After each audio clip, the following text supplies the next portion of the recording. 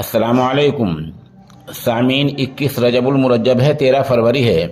خبر کا عنوان ہے اب ختنہ کی آڑ میں اسلام مذہب پر حملہ۔ کیرالہ ہائی کورٹ میں ایک مفاد عامہ کی عرضی PIL دائر کی گئی ہے، جس میں بچوں کے غیر طبی ختنے پر پابندی کی درخواست کی گئی ہے۔ درخواست میں اس عمل کو بچوں کے حقوق کی خلاف ورزی، غیر قانونی اور ناقابل ضمانت جرم قرار دینے کی گزارش کی گئی ہے۔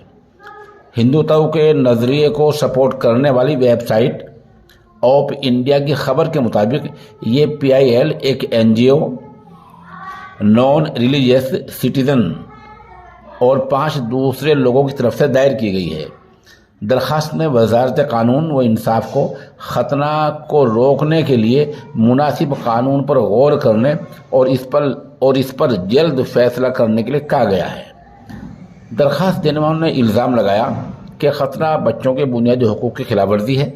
درخواست میں کہا گیا کہ بچے اس طرز عمل کا شکار ہیں۔ یہ عمل ظالمانہ، غیر انسانی اور وحشیانہ ہونے کے ساتھ ساتھ آئین سے ملے حقوق کے بھی خلاف ہے۔ درخواست میں کہا گیا یہ ہندوستان کے آئین کے آرٹیکل 21 کے تحت شہریوں کے قیمتی بنیادی حق زندگی کے حق کی خلاف ورزی کرتا ہے۔ اگر ریاستی ادارہ آئین کے محافظ کے طور پر شہریوں کے حقوق کی حفاظت کرنے میں ناکام رہتا ہے تو آئینی عدالت اس معاملے میں مداخلت کرنے کی پابند ہے۔